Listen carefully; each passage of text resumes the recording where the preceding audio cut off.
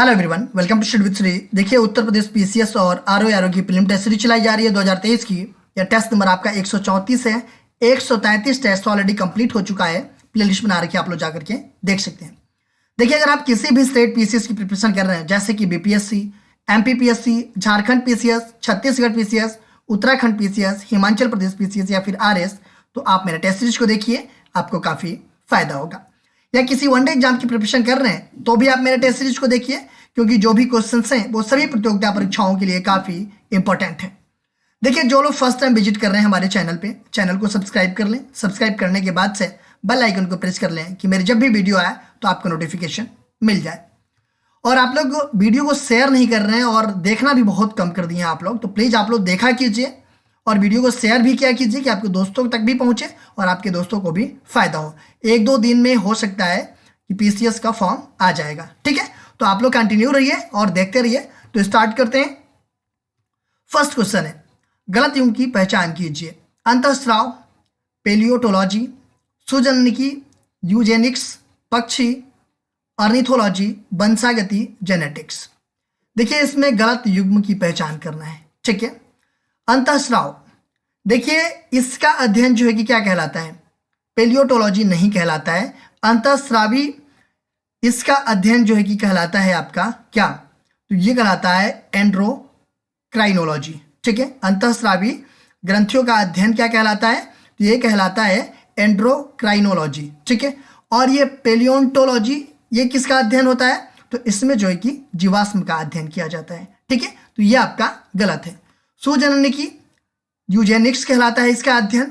पक्षियों का अध्ययन जो है कि ऑर्निथोलॉजी कहलाता है और वंशागति की अध्ययन जो है कि जेनेटिक्स कहलाता है। तो ये जो है कि इसमें गलत कौन सा है? तो ए ऑप्शन की अंतःस्रावी, इनका जो है कि अध्ययन क्या कहलाता है? तो एंड्रोक्राइनोलॉजी कहलाता है। और पेलियोटोलॉजी, ये जो है कि जीवाश्म का अध्ययन इसमें होता है। मक्का, ज्वार तथा गन्ने में किस प्रकार की जड़ें पाई जाती है? स्तंभ मूल जड़ें, अवस्तंभ मूल जड़ें, उपयुक्त दोनों, उपयुक्त में से कोई नहीं। देखिए, मक्का हुआ, ज्वार हुआ और गन्ना हुआ, इसमें किस प्रकार की जड़ें पाई जाती है? तो इसमें पाई जाती है आपका अवस्तंभ मूल जड़ें, मक्का, ज्वार और गन्ने में। स्तंभ मूल जड़ें किसमें पाई जाती है? तो ये पाई जाती है आपका बरगद की शाखाओं से। देखिए, बरगद की शाखाएं क्या होती है? उसमें से अनेक जड़ें निकलती है और वो मोटी होकर के क्या होती है कि भूमि में प्रवेश हो जाती है, मतलब लटक करके भूमि में प्रवेश हो जाती है। वैसे जड़ों को हम क्या कहते हैं? स्तंभ मूल जड़ें कहते हैं। ठीक है, गलत युग्म की पहचान कीजिए। जनन ग्रंथि, प्रोजेस्टेरॉन, पीयूष ग्रंथि, वृद्धि हार्मोन, अधिवृक्क, कार्टिसोन, अंडाशय पुरुष, प्रोजेस्टेरॉन। इसमें से आपको गलत युग्म बताना है। ठीक है, देखिए जो जनन ग्रंथि है, ठीक है, ये जो है कि आपका प्रोजेस्टेरॉन से संबंधित है। ठीक है, बिल्कुल सही है कि ये हार्मोन्स जो है कि इसमें पाया जाता है। पीयूष ग्रंथि, ये जो है कि वृद्धि हार्मोन से संबंधित है। अधिवृक्क, ये कार्टिसोन से संबंधित है। और अंडाशय, ये पुरुष, देखिए पुरुषों में जो है ना प्रोजेस्टेरॉन नहीं पाया जाता, ये पाया जाता है आपका महिलाओं में पाया जाता है। पुरुषों में क्या पाया जाता है? कौन सा हार्मोन्स? तो वो जो है कि टेस्टोस्टेरॉन पाया जाता है। ठीक है, ना कि प्रोजेस्टेरॉन। तो ये आपका गलत है, डी ऑप्शन हो जाएगा। असत्य कथन की पहचान कीजिए। विषाणु सम एकल जंतु आरएनए अणु से बने होते हैं। साधारण मानव में 46 गुणसूत्र होते हैं। ग्लूकोज शर्करा के एक अणु के ऑक्सी शोषण में कुल 38 या 36 एटीपी अणुओं का लाभ होता है। छिपकली में लिंग गुणसूत्र होते हैं। इसमें आपको असत्य कथन की पहचान करना है। देखिए, विषाणु सम एकल जंतु आरएनए अणु से बने होते हैं, बिल्कुल सही है। साधारण मानव में 46 गुणसूत्र पाया जाता है, बिल्कुल 23 जोड़े पाए जाते हैं। ग्लूकोज शर्करा के एक अणु के ऑक्सी शोषण में कुल 38 या 36 एटीपी अणुओं का लाभ होता है, ये भी आपका सही है। और छिपकली में लिंग गुणसूत्र होते हैं, तो ये जो है कि आपका गलत है। देखिए, छिपकली में लिंग गुणसूत्र नहीं होते हैं। ठीक है, तो ये हो जाएगा आपका फोर्थ ऑप्शन, डी। निम्न में से कौन सा एक सवाना बायोम की विशेषता है? वनस्पति समुदाय में प्रधान परत, उप प्रधान परत, झाड़ी परत तथा भूमि परत के 4 लंब स्तर होते हैं। वनस्पति समुदाय में वृक्षों की बीतान, मुकुट, परत, झाड़ियों के मध्य परत तथा घासों की भूमि परत की 3 स्तरीय संरचना होती है। पत्तियां मोटी तथा कठोर होती है। सदाबहार घासें चरम समुदाय होती है। इसमें बात की जा रही है सवाना बायोम की विशेषता के बारे में। ठीक है, तो इनकी विशेषता क्या है? तो देखिए, इनकी विशेषता है आपका ये वनस्पति समुदाय में वृक्षों की वितान, मुकुट परत, झाड़ियों की मध्य परत तथा घासों की भूमि परत की 3 स्तरीय संरचना होती है। ये जो है कि आपका विशेषता है। देखिए, अगर हम बात करें सवाना बायोम में घासें क्या होती है? सर्वप्रधान होती है, जो कि सबसे निचले स्तर पे होती है। घासें जो है कि सबसे निचले स्तर पे होती है। मध्य स्तर पे क्या होता है? तो मध्य स्तर पे ये झाड़ियां होती हैं, और ये तीसरा जो होता है वो वृक्ष की क्या होती है? वो जो है कि वृक्ष होता है तीसरा। ठीक है, मतलब ग्राउंड लेवल पे क्या होता है? घास, दूसरे नंबर पे झाड़ियां, और तीसरे नंबर पे वृक्ष होते हैं। देखिए, घासों में जो सर्वप्रमुख घास होती है ना, वो हाथी घास होती है, जिसकी लंबाई मतलब ऊंचाई, हाइट जो है कितना होता है? वो लगभग 5 मीटर के करीब होता है। ठीक है, तो ये आपका बी ऑप्शन सही है। विभिन्न जीवों के अंतर संबंधों तथा उनके भौतिक वातावरण से अंतर संबंध के अध्ययन को किस नाम से जाना जाता है? फेनोलॉजी, पारिस्थितिकी, जैविकी, प्राणी विज्ञान। विभिन्न जीवों के अंतर संबंधों तथा उनके भौतिक वातावरण से अंतर संबंध के अध्ययन को किस नाम से जाना जाता है? तो किस नाम से जाना जाता है? तो ये जाना जाता है पारिस्थितिकी के नाम से। देखिए, पारिस्थितिकी शब्द का जो प्रयोग था ना, वो सबसे पहले अर्नस्ट हैक्ले द्वारा किया गया था, और इसके अंतर्गत किसी पारिस्थितिकी तंत्र में सभी जीवों तथा उनके भौतिक पर्यावरण एवं दूसरी ओर विभिन्न जीवों की पारस्परिक अंतःक्रिया का अध्ययन किया जाता है पारिस्थितिकी में। ठीक है, तो ये हो जाएगा आपका बी ऑप्शन। गलत युग्म बताइए। हल्दी, तना, वेलाडोना, सूखी पत्तियां व जड़, अदरक, प्रकंद, सर्पगंधा, तना।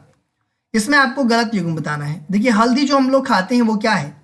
तो वो जो है कि वो क्या होता है? वो तना होता है। जो हल्दी का जो भाग खाने योग्य होता है वो तना होता है। बेलाडोना, ये जो है कि सूखी पत्तियों व जड़ होते हैं। अदरक, अदरक का जो खाने योग्य भाग होता है वो प्रकंद होता है। और सर्पगंधा, जो खाने योग्य भाग होता है वो तना नहीं होता है, वो क्या होता है? वो जड़ होता है। तो ये हो जाएगा आपका डी ऑप्शन।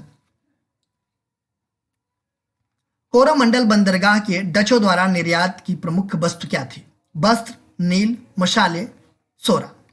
देखिए, बात की जा रही है कोरोमंडल बंदरगाह से डचों द्वारा जो निर्यात किया जाता था वो प्रमुख वस्तु क्या था? तो वो प्रमुख वस्तु था आपका वस्त्र था। कोरोमंडल बंदरगाह से वस्त्र का निर्यात किया जाता था। अगर वही बात करें मालाबार तट से, तो वहां से जो है कि मसाले का निर्यात किया जाता था। ठीक है, तो ये हो जाएगा आपका ए ऑप्शन। सूची फर्स्ट को सूची सेकंड से सुमेलित कीजिए तथा सूचियों के नीचे दिए गए कूट का उपयोग करके सही उत्तर का चयन कीजिए। सूची फर्स्ट और सूची सेकंड। देखिए, सूची फर्स्ट में कुछ गवर्नर जनरल का नाम दिया गया है, और सूची सेकंड में उनके द्वारा क्या उपलब्धियां प्राप्त किया गया है उसके बारे में बात की गई है। अगर हम बात करें लॉर्ड विलियम वेटिंग की, ठीक है, तो इनके द्वारा जो है कि 1829 ईस्वी में क्या किया गया? तो 1829 ईस्वी में भारत में सती प्रथा पर रोक लगाने का कानून लागू किया गया। तो ये हो जाएगा आपका तीसरा। ये कब किया गया? 1829 में। ठीक है, लॉर्ड डलहौजी के द्वारा क्या किया गया था? तो इनके द्वारा जो है कि व्यपगत का सिद्धांत, ठीक है, लॉर्ड डलहौजी के द्वारा व्यपगत का सिद्धांत लाया गया था। देखिए, व्यपगत का सिद्धांत क्या था? मतलब व्यपगत का सिद्धांत बोल सकते हैं या फिर हड़प नीति बोल सकते हैं। ये जो है कि आपका 1848 से लेकर के 1856 के बीच जो हड़प नीति थी, हड़प नीति क्या थी कि मतलब किसी भी व्यक्ति का अगर बच्चा नहीं था तो वो क्या होता था कि उसके साम्राज्य को जो है कि हड़प कर ब्रिटिश साम्राज्य में मिला दिया जाता था। मतलब किसी का पैतृक वारिश अगर नहीं था तो वो क्या किया जाता था कि उसका जो भी साम्राज्य था उसको हड़प लिया जाता था और ब्रिटिश साम्राज्य में मिला लिया जाता था। ये था आपका व्यपगत का सिद्धांत या फिर हड़प नीति बोल सकते हैं। ठीक है, अगर हम बात करें लॉर्ड रिपन की, ठीक है, तो लॉर्ड रिपन को भारत में स्थानीय स्वशासन के जनक माना जाता है। लॉर्ड रिपन को क्या माना जाता है? भारत में स्थानीय स्वशासन को जनक माना जाता है। ये जो है कि 1882 में। ठीक है, और लॉर्ड कर्जन के द्वारा क्या किया गया? तो बंगाल का विभाजन किया गया था। कब? तो 1905 ईस्वी में। ठीक है, तो ये हो जाएगा आपका 3, 4, 2, 1। 3 4 2 1 कौन सा है? तो ये हो जाएगा आपका सी ऑप्शन। सूची फर्स्ट को सूची सेकंड से सम्मिलित कीजिए तथा सूचियों के नीचे दिए गए कूट का उपयोग करके सही उत्तर कर चयन कीजिए। सूची फर्स्ट में कुछ तीर्थकार का नाम दिया गया है और सूची सेकंड में इनका जन्म स्थान कहाँ पे हुआ था इसके बारे में बात की जा रही है। देखिए ये सब जो तीर्थकार है ना, ये कौन से तीर्थकार हैं? तो ये जैन धर्म के तीर्थकार हैं। और जैन धर्म में कितने तीर्थकार हैं? तो टोटल जो है कि 24 तीर्थकार हैं। ठीक है, देखिए जो ऋषभनाथ थे ये कौन से नंबर के तीर्थकार थे? तो ये जो है कि पहले नंबर के तीर्थकार थे और इनका जो जन्म स्थान था वो कहाँ था? तो इनका जन्म स्थान था आपका अयोध्या में। ठीक है, ऋषभनाथ बोल सकते हैं या फिर क्या बोल सकते हैं? आदिनाथ बोल सकते हैं। ठीक है, शंभवनाथ की अगर हम बात करें तो इनका जो है कि जन्म स्थान कहाँ पे? तो इनका जन्म स्थान जो है कि आपका श्रावस्ती में है। और ये शंभवनाथ जो है कि कौन से नंबर के तीर्थकार थे? तो ये तीसरे नंबर के तीर्थकार थे। पद्मनाथ की बात करें या फिर पद्म प्रभु की बात करें तो ये छठे नंबर के तीर्थकार थे और इनका जन्म स्थान कहाँ पे था? तो इनका जन्म स्थान था कौशाम्बी में। ठीक है, पार्श्वनाथ की बात करें हम तो ये जो है कि 23वें तीर्थकार थे और इनका जन्म स्थान था आपका बनारस काशी में। अच्छा, जो 24 इनके जैन धर्म के तीर्थकार थे, 24वें जैन धर्म के तीर्थकार का क्या नाम था? ये आप लोग कमेंट बॉक्स में मुझे बताइएगा। ठीक है, तो ये हो जाएगा आपका क्या? 4 3 2 1 4 3 2 1 4 3 2 1 कौन सा है? 4 3 2 1 हो जाएगा आपका ये डी ऑप्शन। सूची फर्स्ट को सूची सेकंड से सम्मिलित कीजिए तथा सूचियों के नीचे दिए गए कूट का उपयोग करके सही उत्तर कर चयन कीजिए। बारबोसा ईरानी, Nicolo Conti Italian, Abdul Razzaq रूसी, निकितिन पुर्तगाली। देखिए ये कुछ यात्री थे, ठीक है, जो कि भारत में आए थे। ये कहाँ से बिलोंग करते थे? ठीक है, तो बारबोसा ये कहाँ का रहने वाला था? ये तो ये रहने वाला था आपका पुर्तगाली यात्री था ये। ठीक है, निकोलो कोंटी की हम बात करें तो ये जो है कि आपका इटालियन था। अब्दुल रज्जाक ये आपका ईरानी था और निकितिन की बात करें तो ये था आपका रूसी यात्री था। ठीक है, तो ये हो जाएगा आपका 4 2 1 3 4 2 1 3 कौन सा है? तो ये हो जाएगा 4 2 1 3 सी ऑप्शन। सूची फर्स्ट को सूची सेकंड से सम्मिलित कीजिए तथा सूचियों के नीचे दिए गए कूट का प्रयोग करके सही उत्तर कर चयन कीजिए। देखिए एक उत्सव मेला का नाम दिया गया है सूची फर्स्ट में और सूची सेकंड में आयोजन स्थल का नाम दिया गया है। ठीक है, इसमें पूछा जा रहा है कि ये मेला जो है कि कहाँ पे इसका आयोजन होता है। देखिए ताज महोत्सव, ठीक है, ताज महोत्सव, ताज कहाँ पे है? ताजमहल है आगरा में आपका। ठीक है, तो ताज महोत्सव कहाँ पे लगता है? तो आगरा में लगता है फरवरी के महीने में। ठीक है, गंगा महोत्सव ये कहाँ पे लगता है? तो ये आपका वाराणसी में लगता है। नौचंडी मेला ये कहाँ लगता है? तो नौचंडी मेला लगता है मेरठ में और ददरी मेला ये लगता है आपका बलिया में। तो ये हो जाएगा 2 1 4 3 2 1 4 3 ये कौन सा हो जाएगा? तो ये हो जाएगा आपका ए ऑप्शन 2 1 4 3। निम्नलिखित में से किस प्राचीन स्मृतिकार ने उत्तराधिकारी के संबंध में विधवाओं को पुत्र के बाद स्थान दिया? यज्ञक्लव, मनु, बृहस्पति का त्यावयन। पूछा जा रहा है कि निम्नलिखित में से किस प्राचीन स्मृतिकार ने उत्तराधिकारी के संबंध में विधवाओं को पुत्र के बाद स्थान दिया? तो किसने दिया? तो देखिए प्राचीन स्मृतिकार जो हैं कि यज्ञवल्क्य, ठीक है, ये प्राचीन इतिहास स्मृतिकार हैं। इन्होंने जो है कि स्त्री उत्तराधिकारी का वर्णन किया है और इन्होंने संपत्ति में स्त्री के अधिकार को स्पष्ट किया है और तथा विधवा स्त्रियां जो हैं उनको जो है कि पुत्र के बाद जो है कि उत्तराधिकारी में स्थान दिया है। तो ये हो जाएगा यज्ञवल्क्य।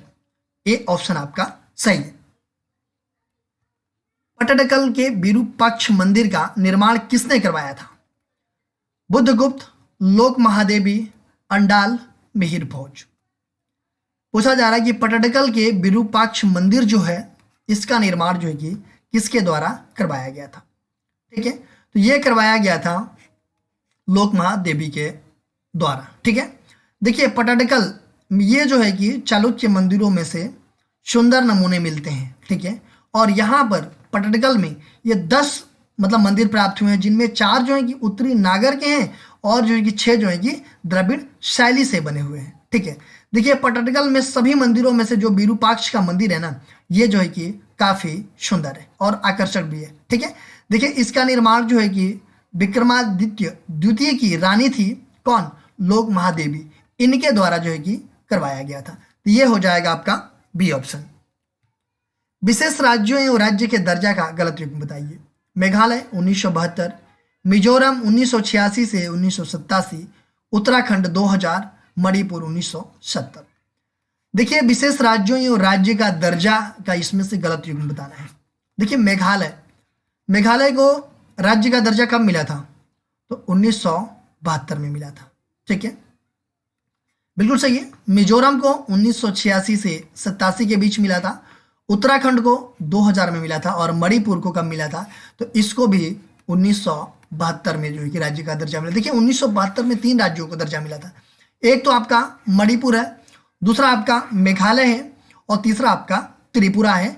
1972 में 3 राज्य बने थे, मणिपुर, मेघालय और त्रिपुरा। 2000 में भी 3 राज्य बने थे, कौन कौन, एक तो उत्तराखंड, दूसरा झारखंड, तीसरा आपका छत्तीसगढ़।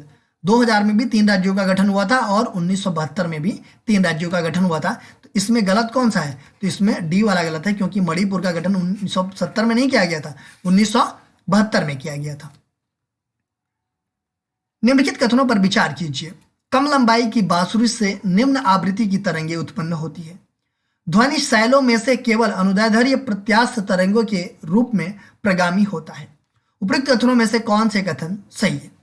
देखिए कम लंबाई की बांसुरी से निम्न आवृत्ति की तरंगें उत्पन्न होती है, देखिए गलत है।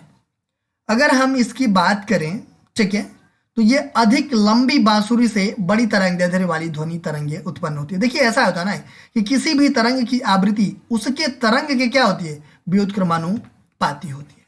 ठीक है, तो जो कम लंबाई की बांसुरी होती है उससे जो है कि उच्च आवृत्ति की तरंगें उत्पन्न की जाती है, ना कि निम्न आवृत्ति की। ठीक है, इसलिए ये गलत है। और ध्वनि शैलों में से केवल अनुदैर्ध्य प्रत्यास्थ तरंगों के रूप में प्रगामी होती है, तो ये आपका सही है और पहला गलत है। तो इसमें हो जाएगा केवल 2 सही है, बी ऑप्शन आपका सही हो जाएगा।